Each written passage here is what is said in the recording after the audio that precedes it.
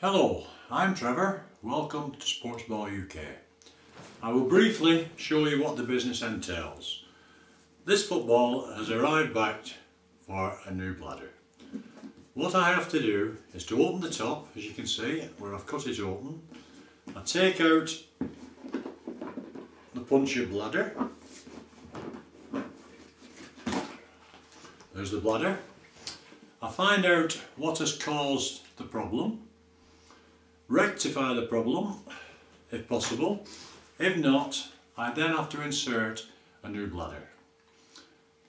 Basically, the neck of the bladder is just stuck to the inside of the football.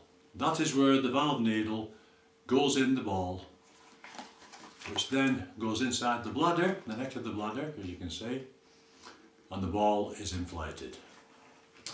There are three main points that cause bladders to be punctured. The first one is thorns. Hawthorn bushes are everywhere. The little thorns blow, as soon as the wind blows, they're blown onto the football pitch, they enter the case of the bladder of the football and then puncture the ball.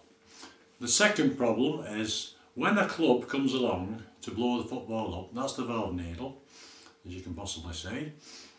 That obviously is on the end of a pump. As they push the needle inside the bladder, they're very heavy-handed, some clubs. Instead of just putting a little bit of washing up liquid on so it slips in, they force and force and force, and eventually the bladder, the neck of the bladder, moves away from the hole. So when they put the needle in, they can't get it inside the bladder because it's moved away. So that requires a new bladder. Another point, over the number of matches that clubs play, the ball is kicked thousands and thousands of times. So obviously, eventually, with it just being stuck on, the bladder moves and they can't blow the ball up again. So then it requires another new bladder. The second part of the business is to insert new panels. Very occasionally nowadays, panels get ripped.